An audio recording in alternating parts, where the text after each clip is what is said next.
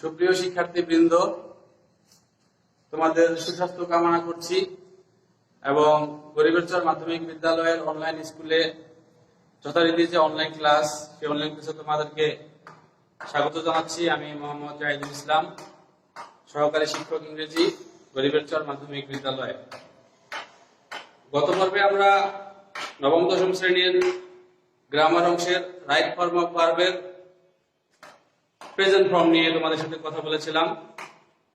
আজকের দ্বিতীয় পর্বে অর্থাৎ পার্ট 2 তে আমরা ভার্বের পাস্ট ফর্ম নিয়ে কথা বলবো। ভার্ব উইথ পাস্ট ফর্ম অর্থাৎ যেসব ক্ষেত্রে ভার্বের পাস্ট ফর্ম ব্যবহৃত হবে। গত পর্বের যে প্রেজেন্ট ফর্মের যে নিয়মগুলো ছিল তোমরা সেগুলো হয়তোবা বাসায় প্র্যাকটিস করেছো। আজকে আমরা ভার্বের পাস্ট ফর্ম নিয়ে কথা বলছি। তো আমরা মূল আলোচনায় প্রবেশ করছি। প্রথম নিয়ম অর্থাৎ রুল 1, এক্ষেত্রে তোমাদের মনে রাখতে হবে অতীত প্রেক্ষাপট। অতীত প্রেক্ষাপট অর্থাৎ পাস্ট ইনসিডেন্ট। পাস্ট ইনসিডেন্টস যদি কোনো সেন্টেন্স দ্বারা তোমরা বুঝতে পারো এখানে অতীতের কোনো ঘটনা বর্ণনা করা হয়েছে, তাহলে ওই সেন্টেন্সের যে মূল ভার্বটি থাকবে সেই ভার্বের পাস্ট ফর্ম ইউজ করবে। আমরা এই অংশে একটি এক্সাম্পল তোমাদেরকে দিয়ে দিচ্ছি। যেমন once there dash a greedy king.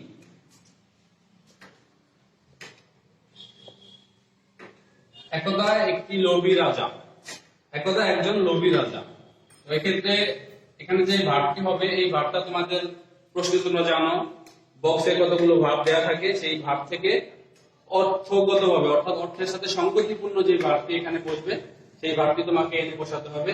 আমরা তোমাদের বোঝার জন্য এখানে যে ভার্বটি হবে সেটা তোমাদেরকে বলে দিচ্ছি। যেমন লিভ, এখানে লিভ ভার্ব হবে।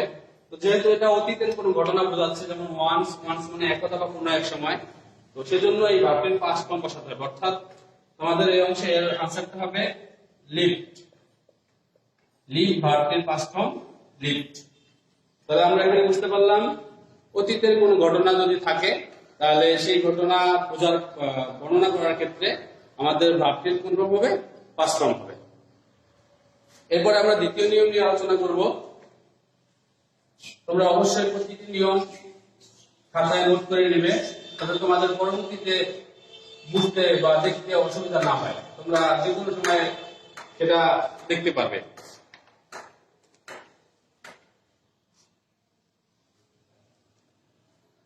এরপরে আমরা যে দ্বিতীয় নিয়ম নিয়ে কথা বলবো, এখানে অতীত নির্দেশক শব্দ, যে শব্দগুলো থাকলে তোমরা বুঝবে অটোমেটিক্যালি যে এটা অতীতের ঘটনা, এই শব্দগুলো তোমাদেরকে মনে রাখতে হবে। অর্থাৎ অতীত নির্দেশক শব্দ যেমন ওয়ান্স, লাস্ট, প্রিভিয়াস, ইয়েস্টার, এই জাতীয় আরো কিছু শব্দ আছে।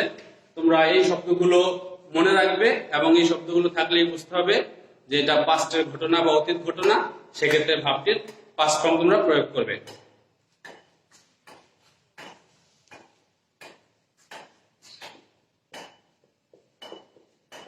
রুল 2, অতীত নির্দেশক শব্দ। এক্ষেত্রে হতে পারে, আমরা কিছু লিখে দিচ্ছি, অ্যাগো,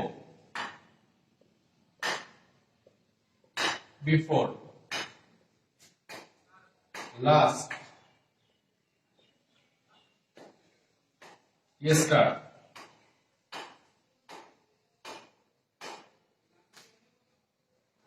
এরপরে ওয়ান্স এবং অতীতের কোন সাল, অতীতের সাল এটসেট্রা। এই শব্দগুলো থাকলে তোমাদেরকে বুঝতে হবে এগুলো অতীত নির্দেশক শব্দ এবং এই শব্দগুলোর জন্য ভার্বের পাস্ট ফর্ম বসাতে হবে। যেমন আই ড্যাশ এসএসসি in 2007। এখানে তোমরা খেয়াল করো, এখানে একটি অতীত নির্দেশক সাল আছে, অর্থাৎ পেছনের সাল আছে। এজন্য এখানে যে ভার্বটি হবে সেই ভার্বটি পাস্ট ফর্মে লিখতে হবে। এখানে অর্থটা এরকম হতে পারে, আমি 2007 সালে এসএসসি পাস করেছিলাম। তো পাস করা ইংরেজিতে আমরা জানি পাস। এই ভার্বটি যদি হয় তাহলে এখানে এই ভার্বটির পাস্ট ফর্ম প্রয়োগ করতে হবে। পাস্ট ফর্ম হচ্ছে কি পাস্ট। তাহলে এই অংশে ভার্বের পাস্ট ফর্ম হবে, এজন্য পাস্ট যে ভার্ব থাকবে এটার পাস্ট ফর্ম করতে বসাতে হবে। I passed SSC in 2007। আমি 2007 সালে এসএসসি পাস করেছিলাম। এর পরবর্তীতে আমরা 3 নাম্বার নিয়ম দিচ্ছি। দেখো তোমরা অবশ্যই তোমরা প্রতিটা নিয়ম সুন্দরভাবে খাতায় নোট করে নিবে।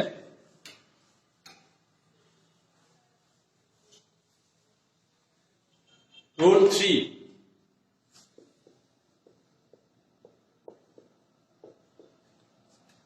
It is time অথবা it is high time.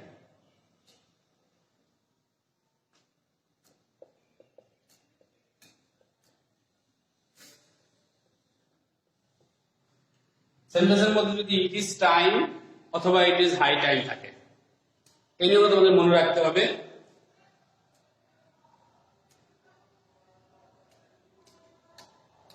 It is time বা ইট ইজ হাই টাইম থাকলে এর পরের অংশটি অবশ্যই মূল ভার্বের পাস্ট ফর্মে বসাতে হবে।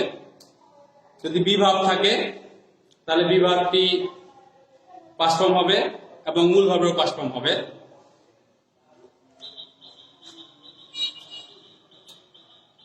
যেমন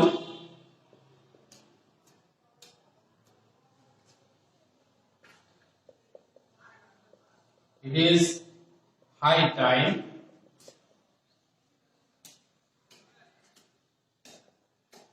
we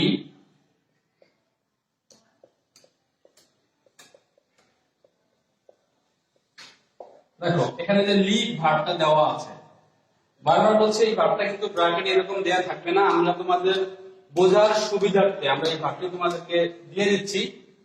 it is high time we leave the place. এই ইট ইজ হাই টাইম বা ইট ইজ টাইম থাকলে সেন্টেন্সের পরবর্তী অংশে যে মূল ভার্বটি আসবে এই মূল ভার্বটির পাস্ট ফর্ম দিতে হবে। তো তোমরা জানো লিভ যে ভার্ব আছে এই ভার্বটির পাস্ট ফর্ম কি লেফট। তাহলে এর সঠিক आंसर হবে left. It is high time we left the place.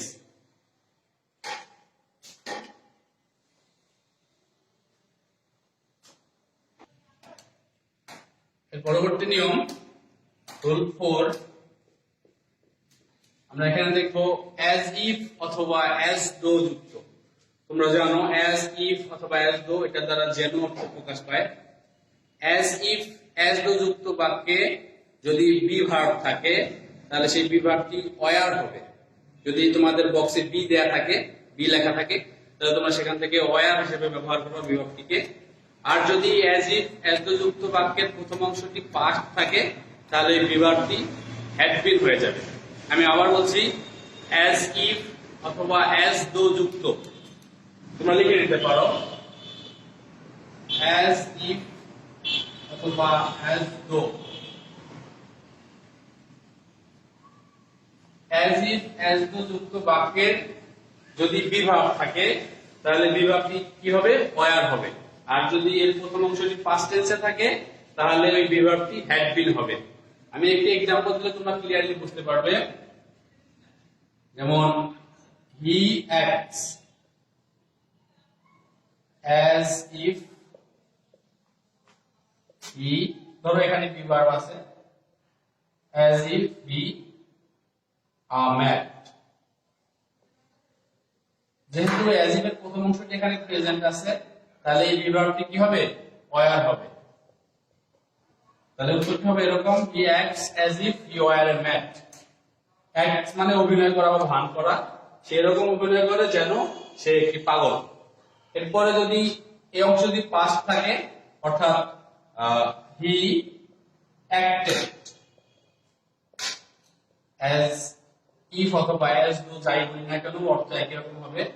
as though he be a man. এখানে খেয়াল করো as though পূর্বের অংশটি অর্থাৎ প্রথম অংশটি past tense ছিল, এজন্য বিভাগটি কি হবে? ওয়ার হবে নাকি হ্যাড বিন হবে? আমি আগেই বলেছি যদি এটি প্রেজেন্ট হয় তাহলে এই বিভাগটি হবে ওয়ার, আর যদি প্রথম অংশটি পাস্ট হয় তাহলে এই বিভাগটি কি হবে? হ্যাড বিন হবে। তাহলে এখানে সঠিক ফর্ম হবে কি? Had been. অর্থাৎ he acted as though he had been a man। আশা করছি তোমরা বুঝতে পারতেছো।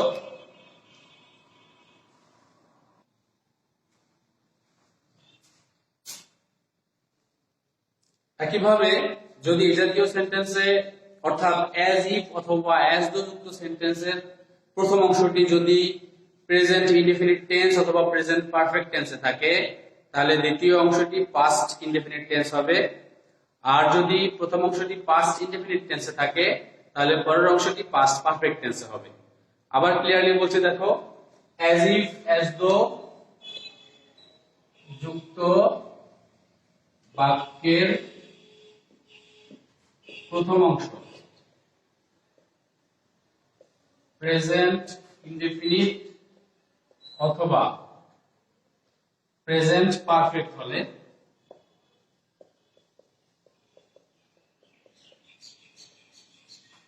পরের অংশটি পাস্ট ইনডেফিনিট হবে। পরের অংশটি পাস্ট ইনডেফিনিট হবে।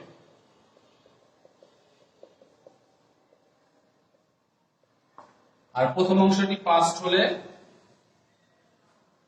প্রথম অংশটি পাস্ট ইনডেফিনিট অথবা পাস্ট হলে পরের অংশটি পাস্ট পারফেক্ট হবে।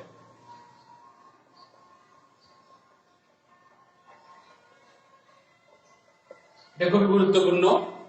আমরা প্রথমে বলেছিলাম as if as though যুক্ত বাক্যে যদি বি ভার্ব থাকে তাহলে প্রথম অংশটি প্রেজেন্ট হলে ওই বিভাগটি হবে কি? ওয়ার। আর যদি প্রথম অংশটি পাস্ট হয় তাহলে বিভাগটি হবে হ্যাড বিন। আবার এই অংশে বলতেছি যদি as if as though যুক্ত বাক্যের প্রথম অংশটি প্রেজেন্ট ইনডেফিনিট টেন্সে অথবা প্রেজেন্ট পারফেক্ট টেন্সে থাকে তাহলে দ্বিতীয় অংশটি পাস্ট ইনডেফিনিট টেন্সে হবে, তাহলে পাস্ট ইনডেফিনিট টেন্সে ভার্বের পাস্ট ফর্ম হবে। আর যদি প্রথম অংশটি পাস্ট ইনডেফিনিট হয় তাহলে পরের অংশটি পাস্ট পারফেক্ট হবে। আমরা এখানে আরো একটি एग्जांपल দেব, তাহলে এই অংশটি আরো ক্লিয়ার হবে।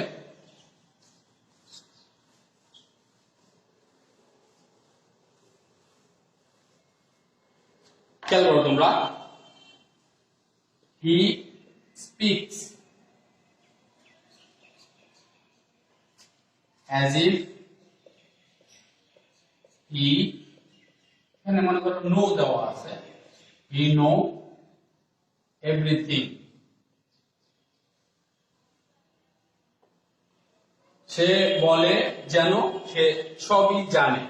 তো এই নো ভার্বটি যেহেতু as if এর প্রথম অংশটি প্রেজেন্ট আছে তাহলে এই নো ভার্বটির কোন ফর্ম হবে? পাস্ট ইনডেফিনিট টেন্স অর্থাৎ পাস্ট ফর্ম হবে। তাহলে এই নোর পাস্ট ফর্ম কি? নিউ। তাহলে সঠিক ফর্ম হবে new. He speaks as if he knew everything। আর যদি এই ভার্বটি পাস্ট থাকতো অর্থাৎ পাস্ট ইনডেফিনিট হতো, হি spoke as if he, এই নো ভার্বটি এখানে কোন ফর্ম হবে? পাস্ট পারফেক্ট টেন্সে অর্থাৎ পাস্ট পারফেক্ট টেন্সের গঠন তোমরা জানো, সাবজেক্টের পরে হ্যাড দিতে হবে, এরপরে ভার্ব থ্রি দিতে হবে।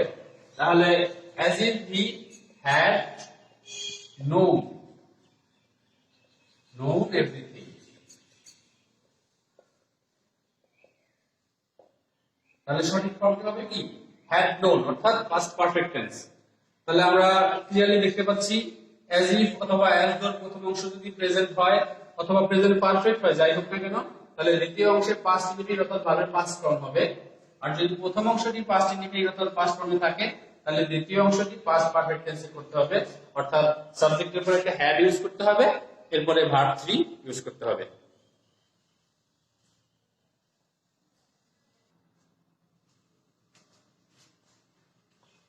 এবারে আমরা দেখব সিন্স যুক্ত বাক্য।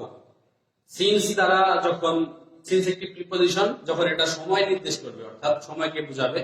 সিন্স যুক্ত বাক্যে যদি প্রথম অংশটি একইভাবে আগের মতোই অ্যাজ টু অ্যাজ ইভের মতোই, যদি সিন্স যুক্ত বাক্যের প্রথম অংশ প্রেজেন্ট ইনডেফিনিট অথবা প্রেজেন্ট পারফেক্ট হয় তাহলে দ্বিতীয় অংশটি পাস্ট ইনডেফিনিট হবে।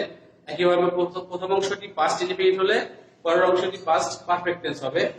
আমরা এখানে তোমাদেরকে লিখে দেব, এটা রোল নাম্বার 5 অথবা সিন্স যুক্ত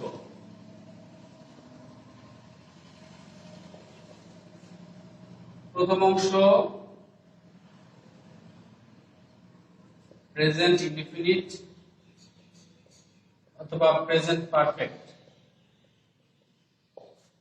হলে পরের অংশ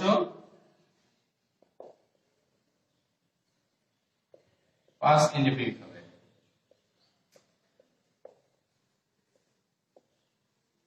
আর প্রথম অংশ পাস্ট ইনডেফিনিট হলে অর্থাৎ পাস্ট হলে পরের অংশ পাস্ট পারফেক্ট হবে।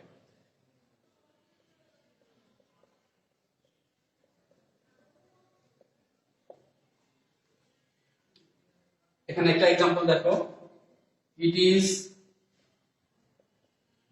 Many years since we dash last. অনেক বছর হলো আমরা শেষ দেখা করেছিলাম। তো সেই অর্থে যেহেতু এই সিন্স এর প্রথম অংশটি প্রেজেন্টে আছে তাহলে তোমার এখানে পাস্ট টেন্স বসাতে হবে অর্থাৎ ভার্বের পাস্ট ফর্ম ইউজ করতে হবে। এখন তুমি অর্থগতভাবে যেই ভার্বটি সঠিক সেই ভার্বটি তোমাকে আনতে হবে। আমরা এখানে মিট ভার্ব ব্যবহার করতে পারি, মিট এম ডাবল ই টি, মিট অর্থাৎ সাক্ষাৎ করা বা দেখা করা। অনেক বছর হলো আমরা শেষ দেখা করেছিলাম। যেহেতু নিয়ম অনুযায়ী সিন্সের প্রথম অংশটি প্রেজেন্ট টেন্সে আছে তাহলে আমাদের এই অংশে ভার্বটির কোন ফর্ম ব্যবহার করতে হবে? Past form. তাহলে আমরা জানি মিট যে ভার্ব এর পাস্ট ফর্ম হচ্ছে মেট, এম ই টি। তাহলে এর সঠিক ফর্ম হবে কি? পাস্ট ফর্ম অর্থাৎ মেট। আর যদি প্রথম অংশটি পাস্ট টেন্সে থাকতো যেমন ইট ওয়াজ মেনি ইয়ার্স সিন্স, তাহলে এই ভার্বটির কোন ফর্ম হবে? পাস্ট পারফেক্ট টেন্স অর্থাৎ সাবজেক্টের পরে হ্যাড ইউজ করে তারপর ভার্বটি লিখতে হবে। আমরা এখানে সাবজেক্ট কি দেখতে পাচ্ছি? উই। পাস্ট পারফেক্ট টেন্সের গঠন অনুযায়ী একটা হ্যাড দিতে হবে, এরপরে ভার্বটি অর্থাৎ এম ই টি মেট লাস্ট। তাহলে এখানে ভার্বটির কোন ফর্ম হলো? পাস্ট পারফেক্ট টেন্সে had plus verb 3 past perfect tense হয়ে গেল। তাহলে এই রুলসটা আর আগের রুলসটা অনেকটা একই রকম। আমরা আগেটা যেটা বলেছিলাম অ্যাজ ইফ অথবা অ্যাজ দো, আর এখানে হলো সিন্স যুক্ত। একইভাবে যদি প্রথম অংশ প্রেজেন্ট টেন্স বা প্রেজেন্ট পারফেক্ট টেন্স হয় তাহলে দ্বিতীয় অংশে ভার্বের পাস্ট ফর্ম হয়েছে। আর যদি প্রথম অংশ পাস্ট টেন্সে থাকে আমরা দেখতে পাচ্ছি ওয়াজ এটা পাস্ট টেন্স নির্দেশ করতেছে, এজন্য এখানে ভার্বটির পাস্ট পারফেক্ট টেন্সে করতে হবে অর্থাৎ হ্যাড প্লাস ভার্ব 3। তোমরা সবাই তুলে নাও খাতায়। এই নিয়মগুলো খুবই গুরুত্বপূর্ণ। এগুলো তোমাদের রাইট ফর্ম অফ ভার্বেও কাজে লাগবে এবং তোমাদের যে আরো একটি গ্রামার টপিক আছে কমপ্লিটিং সেন্টেন্স, সেক্ষেত্রেও এটা খুবই উপকারী হবে।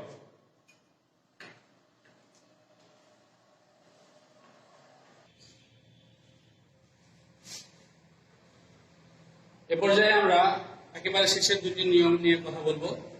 আমরা দেখতে পাচ্ছি 6 নাম্বার রুলে উইশ বা ফ্যান্সি যুক্ত সেন্টেন্স। যদি এই জাতীয় সেন্টেন্সে ভার্ব আসে তাহলে সেই ভার্বের পাস্ট ফর্ম ব্যবহার করতে হবে।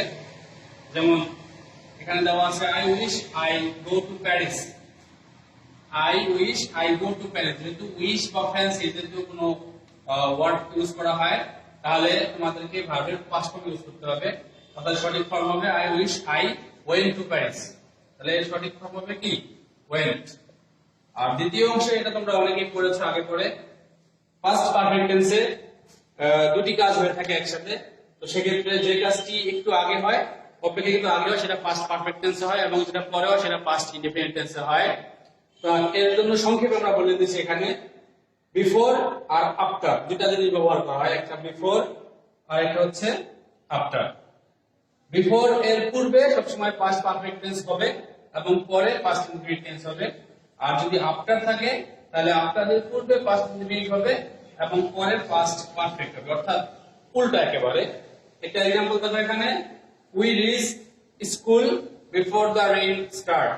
তোমরা দেখো এখানে বিফোর উল্লেখ করা আছে। আমরা রুলসে বলেছি বিফোরের আগে অর্থাৎ পূর্বে এই যে ভার্ব থাকবে এটা কোন টেন্স হবে? পাস্ট পারফেক্ট টেন্স হবে, এবং যে পরে ভার্ব থাকবে যেটা পাস্ট ইনডিফিনিট টেন্স হবে। তাহলে পাস্ট পারফেক্ট টেন্সের গঠন অনুযায়ী আমরা এখানে লিখব কি? We had reached. এটা এই ভার্বটির সঠিক ফর্ম হবে হ্যাড রিচড, আর এই ভার্বটির পাস্ট ফর্ম হবে অর্থাৎ স্টার্টেড হবে, স্টার্টেড। আশা করি যে তোমরা বুঝতে পারতেছো। আবার বলছি, বিফোরের আগের টেন্সটি হবে পাস্ট পারফেক্ট টেন্স এবং পরের টেন্সটি হবে পাস্ট ইনডিফিনিট টেন্স। আর এখানে যদি আমরা বিফোর না লিখে আফটার ব্যবহার করি তাহলে আমার ঘটনাটি সম্পূর্ণ পাল্টে যাবে, অর্থাৎ বিপরীত হবে একেবারে। যদি আমরা এখানে আফটার ইউজ করি তাহলে প্রথম অংশটি হবে পাস্ট ইনডিফিনিট টেন্স, তাহলে সেক্ষেত্রে ভার্বটির পাস্ট ফর্ম হবে অর্থাৎ রিচড হবে। আর পরের অংশটি পাস্ট পারফেক্ট টেন্স হবে, সেজন্য তোমাদেরকে সাবজেক্টের পরে একটি অক্সিলারি ভার্ব হ্যাড বসাতে হবে। After the rain had started.